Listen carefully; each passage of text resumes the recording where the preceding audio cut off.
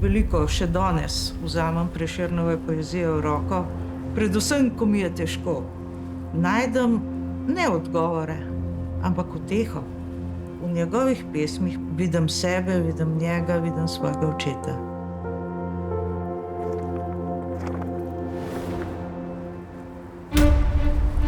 Toliko strasti, kot je on čutil do Prešerna, lahko rečemo, da takega človeka težko najdemo.